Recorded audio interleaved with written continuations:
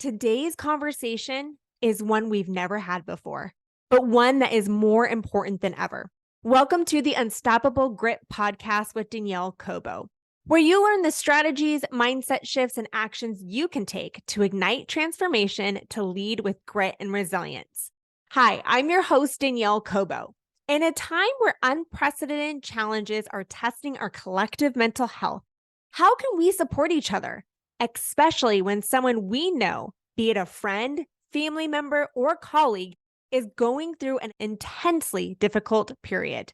Today's guest is the author of Why Me, Why Now, and a pillar of support during some extraordinary difficult times. She turned two tragic, life-changing experiences into a guide for all of us to better understand mental health, especially in the context of tragedy and loss. The topic of today's episode is sensitive. So if you have young kids in the car, you might want to pause until you can listen without them. September is Suicide Prevention Month. And as I have shared in previous episodes, I lost my mother to suicide in March of 2020. Today's discussion aims to equip you with the tools to have deeply sensitive conversations, whether helping someone cope with the loss of a loved one or aiding someone struggling with depression. Well, Melanie, I am excited to have you on the podcast. When I read your story, it really resonated on a deep level. We shared some personal experiences in different capacities, and I'm excited for you to share your message. But before we go into the questions in the interview, will you please share with our listeners a little bit about yourself and your background? Thank you so much. I am so happy to be here. This is such a privilege for me. I am a French Canadian. I live in the province of Saskatchewan. I have 3 children, ages 14, 12, and 9. And I married my high school sweetheart 17 years. We just celebrated our 17-year anniversary. And I'm also a new author. My first book was published in August of this year, so that's very exciting. I started off as a teacher at 22 years old, and I taught for about a dozen years. In 2020, I became the principal of the school, and it wasn't a good fit for me. I decided to step away from it this year. So last week, I started a new position as a consultant with the school division. So I actually work from home now. It's something completely new, and I'm up for the challenge. Let's talk a little bit about, you had a very successful career as a teacher, but you had some pivotal moments in your career that changed your life. Can you please share with our listeners what those pivotal moments were? Yeah, so there were 2 moments. The first one happened in 2015. I was getting ready for my school day. It was 8 o'clock in the morning. I had just gotten to school. I was sitting at my desk on my computer looking at what my plan was for the day when I noticed a student pull up to the school right outside my window. And I thought that was very strange, but his mom worked in the school. She was the custodian at that time, and she was there already. So I thought maybe he was coming to help out with something. I continued doing my work, and suddenly I heard what sounded like a snowball thrown at my window. It was that sound, the sound of a snowball, and it was winter. So I thought maybe someone had grabbed a snowball and had thrown it at my window. So I kind of looked outside and I noticed the car was still there and I didn't see my student. So I continued to do my work, and about a minute later, someone ran into my classroom to tell me what had happened. My student had taken his life just outside my classroom window. The rest of that day was a lot like what you see in the movies. Everything happened in slow motion, but also at high speed. It kind of felt like I didn't really know what was going on. I didn't know where I should be. This student's mother was notified of what happened right there. Like, we had to tell her before she ran outside. I'm in a very small town, a very, very small town. We don't have police officers or any of those services. So we had to wait quite a while before anyone came. The buses arrived with the rest of the students. We had everyone in the gym to kind of keep them away from what had happened. And it was incredibly traumatic, as you can imagine. For me and for a lot of other people, my students I'll never forget the look in my students' eyes after that day because they were forever changed by what had happened. So the next day, I had to walk back into the school and continue life as if nothing had happened. Not that we didn't talk about it. We did have access to counseling if we wanted to in the couple weeks following the tragedy. But I was back in front of the classroom teaching and trying to do what I can to help these students that had been through this tragic event. The way I dealt with it, I realize now was probably not the most healthy. I ignored my feelings. I didn't let myself think about what had happened. I put myself in autopilot and I went through my days without thinking about what had happened. Fast forward a few years, another one of he wasn't a student of mine at that time, but he had been a former student. He was a little bit older in his early 20s, took his life, died by suicide. And he was my best friend's brother.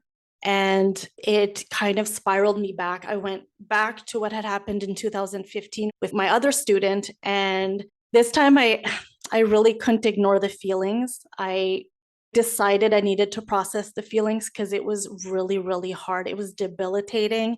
It was hard for me to understand what was going on.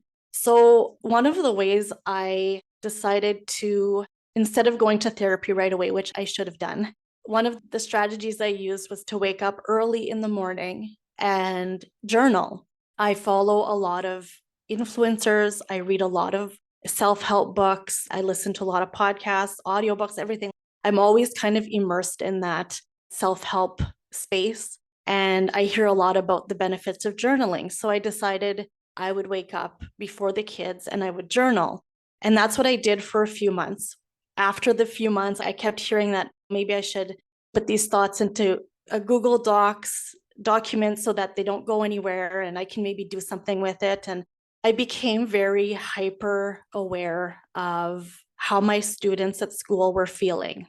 And this was as a way to make sure that this kind of tragedy didn't happen again. And that was also, I feel like it was a little bit unhealthy because I did it so much. I was so hyper aware of what they were telling me and what they weren't telling me and what their body language was telling me. When I journaled, I was writing to my students, the students who were left, the students that I was teaching at that time. Lots of them would come to me with some of their challenges, and I would do what I can to listen first and foremost. And if they needed advice, if that's what they were looking for, I would offer whatever I had to offer. But writing was a way for me to put my ideas, my advice on paper. So I started to do that. And my intention was never to write a book or to publish a book. I didn't think anyone would ever see what I was writing. So for an entire year, I would wake up at 5 o'clock in the morning and I would write. And I continued to journal on the side too. I really enjoyed journaling. I'd write the things I was grateful for and some of the dreams I was trying to reach for. And I continued that practice. And then I was also writing. At the end of a year, I couldn't ignore that I had something that was worth publishing, especially because this was already the end of 2019. We were in, not that I knew at that time, but with COVID and everything, our society was heading for a mental health crisis in 2020 and 2021. And here I was sitting on something that could be valuable for someone and could help someone out. So I decided to publish. In 2020, I started my new job.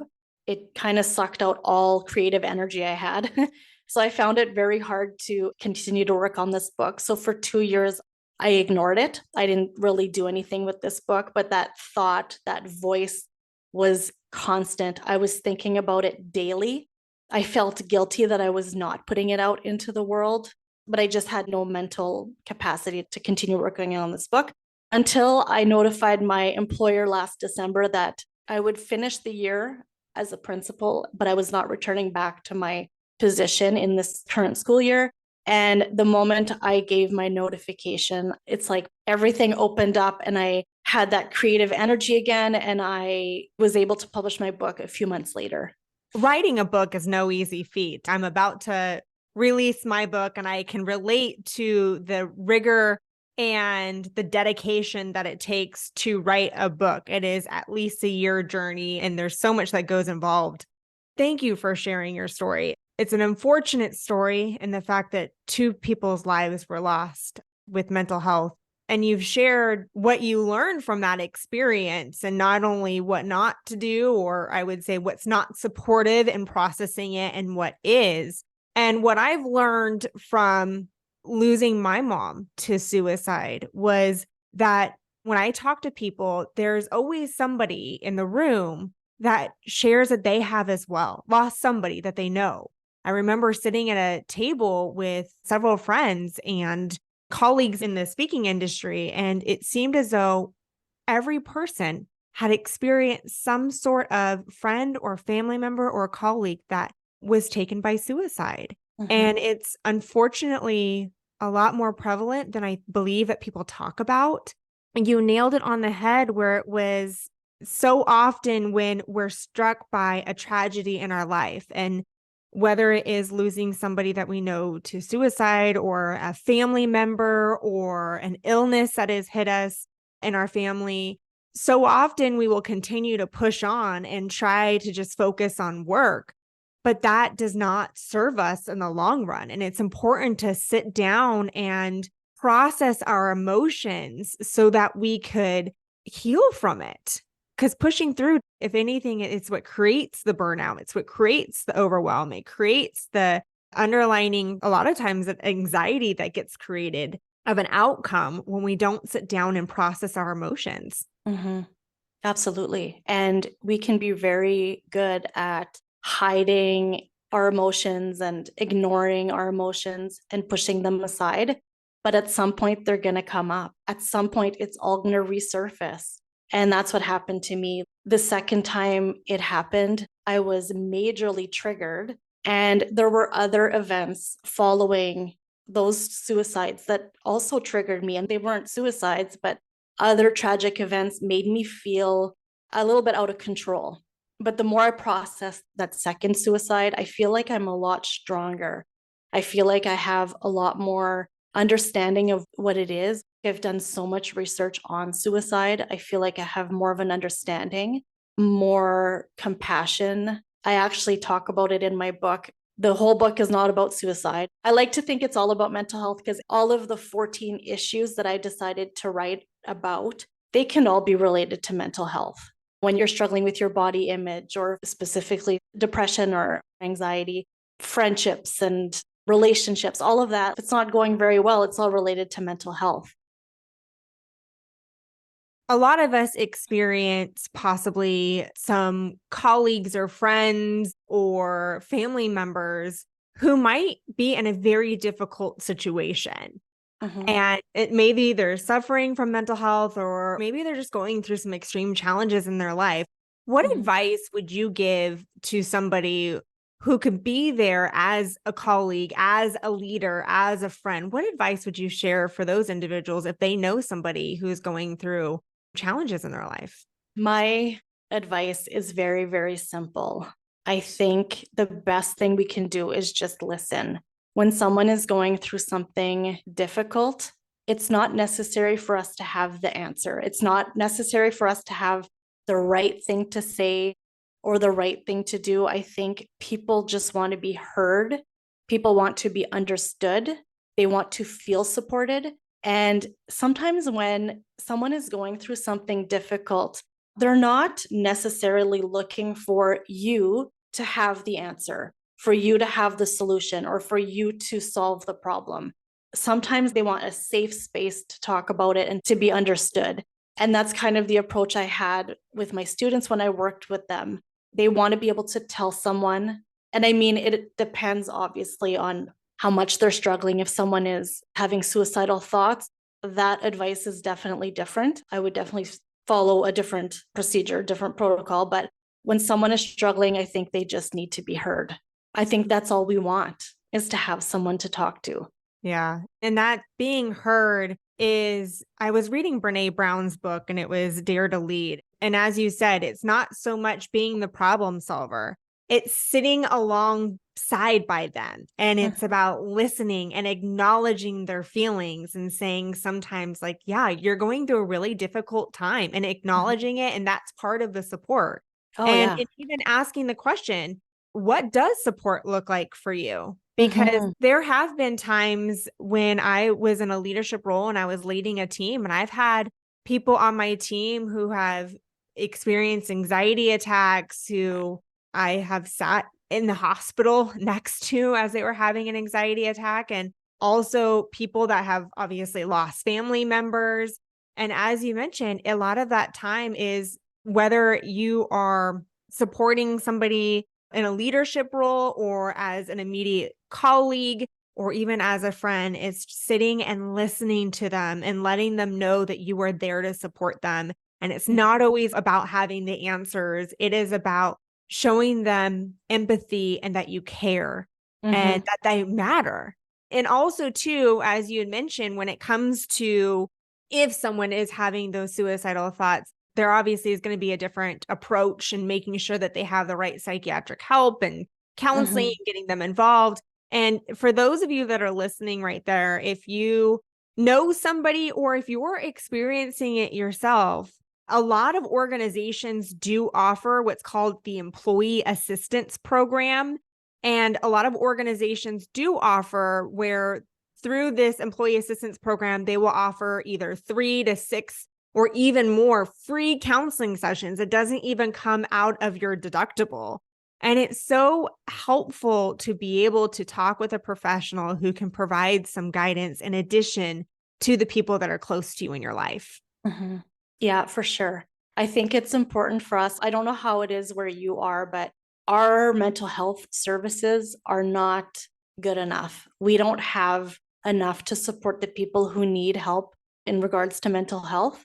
And that's part of why I'm doing what I'm doing. And my book is my first project, but I've got other projects coming up. And my goal is to have us talking a lot more about mental health. I want it to be something normal to talk about at the dinner table with your kids, so that if someone is struggling with their mental health, they know that they should go get help. It's something that unfortunately we don't talk about enough. Yeah, I agree with everything you said. I agree with you. It's not something that we talk about a lot. Mm-hmm. And it's something that the more that people share their message, I kind of live by this philosophy that sometimes our pain becomes our purpose and Mm-hmm. our mess becomes our message. You and I have both experienced tragedy in our life, which has then transitioned into having a purpose and sharing this message and hopes to save the lives of other people. A lot of times people will not talk about the challenges that they're going through, especially in a work capacity, because they fear that it might affect their job.